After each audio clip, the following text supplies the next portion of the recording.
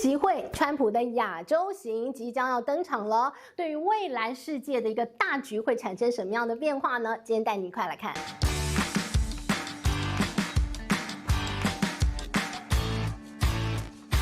嗨，大家好，我是志玉，今天想跟大家来聊聊川普的亚洲之行。你说，那不就是这个川普呢到了亚洲来走走看看吗？不，其实呢这一趟川普在他第2个任期当中第1次来到了亚洲，其实呢背后扮演了非常重要的意义。也就是说，这一趟亚洲之行，他到了哪一个国家，他见了哪一些领袖，然后呢他说了哪一些话。他握到了哪一只手，其实非常可能都代表了接下来可能未来10年整个外交布局权力重组非常重要的一个关键的因素哦。所以呢，这趟亚洲之行，我们就今天带大家好好梳理梳理，到底川普要去哪里，川普要去见什么人，川普先到哪个国家，后到哪个国家，最后 ending 在哪一个国家，哪一场会议当中，都非常非常有他巧妙的布局，跟他没有说出口的一些背后含义。所以呢，今天我们就好好带大家来看一看了。当然呢，这一切的一切还是不脱那个非常大的一个格局，就是中美的大国博弈。好，那于是呢，我们就赶紧来看看。我们先很快的看一下这一次呢，这个川普的亚洲之行，他几个要去参加的会议跟国家。首先，他要来到马来西亚，马来西亚呢，他参加的是东协峰会。然后呢，他会到了日本，到日本呢，他要见的是新任的首相高市早苗。然后他到南韩，南韩参加的是 APEC 的领袖峰会。那在这里呢，现在应该是众所瞩目，他要见习近平。好，这川习会到底要谈什么呢？那于是我们就好好来看看他这样的一个先后顺序，有他的逻辑。首先，我们应该要先认清楚这一次的亚洲之行，你要怎么看它呢？你要看的是川普在告诉全世界，我已经解决了中东问题，现在我要重返亚洲。所以呢，他第一站来到马来西亚，参与了东协峰会。东协峰会呢，他见了10个东南亚东协的一些国家当中10个国家10位领袖哦。那这样的一个场合呢，他要告诉大家，Hello, I'm back， 我回来了，我回到了亚洲来了。告诉大家呢，请你不要小看美国的影响力。虽然呢，在过去很长的一段时间，美国似乎把它的重心放到了这个俄乌战争，放到了中东去，但是现在呢，它回到了亚洲来。第一站，他就来到了东南亚峰会当中，告诉大家 ，Hello， 我回来了。好，所以你要这样子来定义它。他先告诉大家，我回到亚洲了。然后呢，这些东南亚的这个东协的一个国家当中，其实有非常多都是跟中国关系密切，跟中国这个贸易非常的紧密，跟中国有一带一路的一个伙伴关系。那现在美国回来了，那他当然要拿非常好的一些肥肉吸引大家。什么东西呢？他说中国不能给你的我能。那你就要问了，那中国不能给我什么呢？不能给你高科技的合作。于是呢，这个美国就我可以给你高科技的合作，大家就有一点心动。然后再加上呢，过去在一带一路的一个过程当中，有一些国家，你看他们可能港口是中国盖的，然后铁路是，然后能源事业、电信事业都是。那当然呢，这个两国合作当然有一些这个摩擦，所以呢，这个美国现在见缝插针说你是不是跟中国合作？你是不是落入他的债务陷阱当中？你是不是很辛苦？你是不是很悲伤？你委屈了，对不对？我懂。所以呢，美国用这样的感觉，他好像救世主一般的降临，然后说你在中国那边得到的委屈来到我怀里来，我可以好好的照顾你哦。他说中国可以给你钱，我也可以给你，但中国不能给你的高科技的合作，我可以给你。好，那于是呢，你看到美国第一站来到了马来西亚，见了东协峰会的这些领袖当中，先宣誓我回来了。然后他到哪里去？到日本去。到日本去做什么呢？他见了新任的首相高市早苗。好，那同时间呢，他要跟日本再次的确定，你承诺我的，我们关税谈判当中，你不是承诺这个日本承诺要投资5500亿美元吗？你再次承诺一定要投资这么多在美国，因为那是川普对于他选民、对于他国家的政治承诺。他又到日本来，那同时呢，在日本他要去巡视的是日本的海军基地。他去巡视海军基地，要告诉大家什么呢？日本你最好听我的话。因为日本，你的安全是美军在这里帮你维护你的安全的哦。所以你看到这川普这个人，他做很多事情哦，你不能表面感觉他好像心血来潮，我来看看海军基地。不，他看海军基地是要告诉日本，你还在靠我保护你所以呢，你最好给我皮绷紧一点。说要投资多少，你最好给我1毛不能少。所以呢，你看他来到了日本，然后做了这样的一个讨论。那接下来他到哪里去？他要到南韩去。那南韩当然要参加的是 APEC 的一个领袖峰会，但更重要的是，他将会在南韩见到习近平。好，这将会是这个应该是这个他第2.0的川普以来第一次见到习近平哦。那在两国之间有这么多的一个摩擦，这么多的一个针锋相对之后，再一次见到习近平，两个人会是什么样的一个光景？还是握手好哥们吗？还是一笑泯恩仇呢？还是有没有可能有任何这个火花产生呢？我们都可以持续来看哦。但川习会呢，应该就是这一趟川普的亚洲之行最后的高潮了。那现在高潮要收在什么地方呢？川普心中有一套剧本，他希望呢一切的铺陈到最后的川习会呢，他可以签下一份什么样的协议，让他可以回到这个美国境内之后去说嘴、去吹嘘，他就说你看我又得到了什么样一个非常好的交易的一个成果。那现在呢，大家预想的是，应该中国又答应说我会再买大豆，然后呢，中国会答应说我那个稀土的管制我会延后，然后呢，美国就说好了，那我就对你也好一点啦，我就这个155%的关税，那我也可以少一点啦。所以呢，你看到那场川习会会是最后放烟火的高潮，那个高潮当中到底会出现什么样的一个中美之间的协议呢？我们就可以继续来观察。好，那到底要谈什么？现在其实呢，已经有一些蛛丝马迹，比如说他们会谈的，当然就是美国对中国课的155%的高关税，你要怎么样让它减少吗？还是延后呢？还是在什么样的条件底下呢？我可以减少一些呢？另外，他们要谈的当然就是稀土的问题，谈芬太尼的问题。这个中国要不要帮助美国解决这个毒品泛滥的问题哦？然后呢，台湾问题要不要谈？还有呢，就是香港的黎智英的问题哦。黎智英呢，他因为违反了港版的国安法，所以现在还在香港的监狱服刑。那这个川普自己这样讲，他说黎智英的问题有在我的清单当中，那我们就看看这个到时候会谈成什么样喽。这些问题很可能都是川习会当中会讨论的问题哦。那除此之外呢，川普这个人很有意思他把所有事情都当成一场交易，所有事情呢都是一个谈判技巧。于是呢，他一定要在两个人会面之前做些什么，惹你不高兴，然后我们谈判的时候他才有筹码。所以呢，这一点在每一次他要这个见大人物或者是重要的一个会议之前一定有。好，那于是我们就来看这一次发生什么事。川习会之前，他说我要先来好好的这个厘清一下。川普1.0在他第一次任期当中，不是就已经引发了中美贸易战吗？中美贸易战当中，其实也谈成了这个中美之间的第一阶段的贸易协议哦。那中国有承诺说我要买什么买什么买什么，投资什么之类的。现在美国说我要来好好的看，当初你承诺的这个中美之间第一阶段的贸易协议，中国有没有所有的承诺都做到？没有的话，那我就不用跟你谈哦。所以现在要开始调查喽。那这个中国就觉得，嘿，我有好不好 ？Hello， 我都有做到好吗？你现在要来调查我什么意思啊？但是呢，你就要知道，这就是川普一贯的作风。我就是先惹你，我先放火烧你尾巴，我先踩你一脚，然后到时候谈判的时候，我们就会说，哎呀，没有啦，好啦，什么什么，才有这个说话嘛，才有谈资嘛。所以呢，他现在开始施压了。另一个呢，就是川普呢，先到了日本，到了韩国去嘛，对吧？还到了东协去嘛。干嘛呢？他想要跟这些国家都谈成一个关键矿产协议。因为呢，你知道这个中国这个稀土这个政策可以说完全的打到了美国的7寸。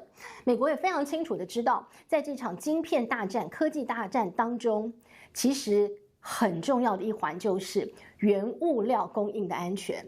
你要有晶片，原料在哪里？中国呢就已经掌握了最重要的原料的供应了。所以呢，你说川普这次呢还这个千里迢迢飞到亚洲来，要跟习近平见面稀土这一招真的很有效。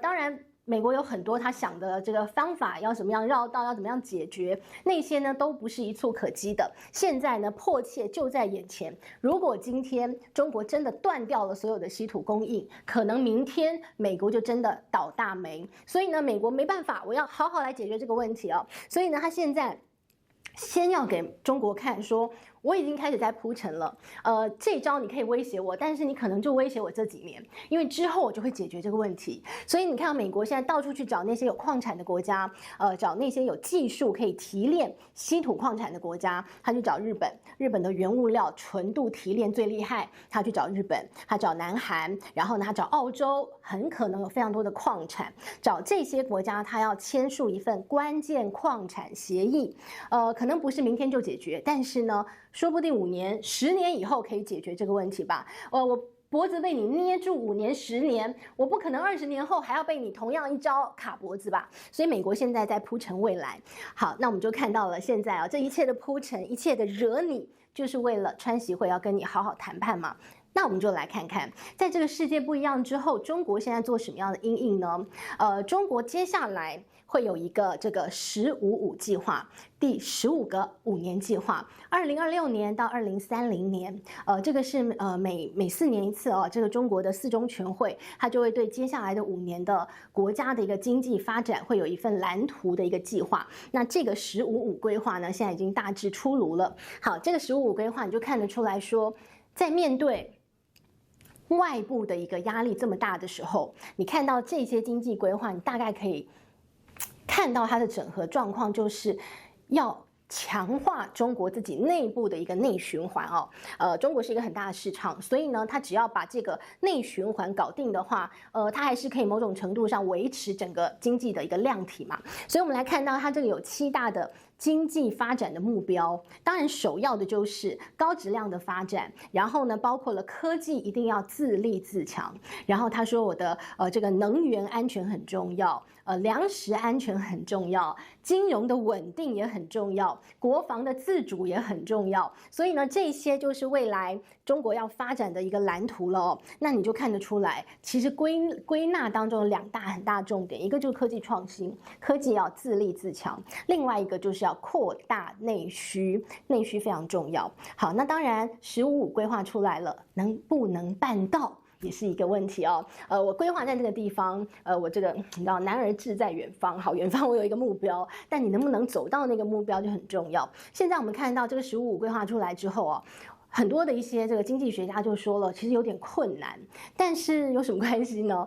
这个目标本来就是先列的高高的，然后我们看能够达到什么样的一个状况嘛，然后我们再来做微调。好，我们来看他怎么讲啊。他首先提出了很多经济数据，告诉大家中国还在通缩，通缩的状况底下呢，当然这个经济消费就会比较的疲软，所以内需市场呢就在萎缩当中。另外一个呢，就是中国的房市持续的低迷，给大家数字哦，中国的房市已经连续41个月是在下跌的，他们的房价，不管是在新城屋亦或是在二手屋当中，它的房价都在跌。过去的3季当中啊，大概平均中国的二手屋跌了5%点多，而且稳定的下降当中。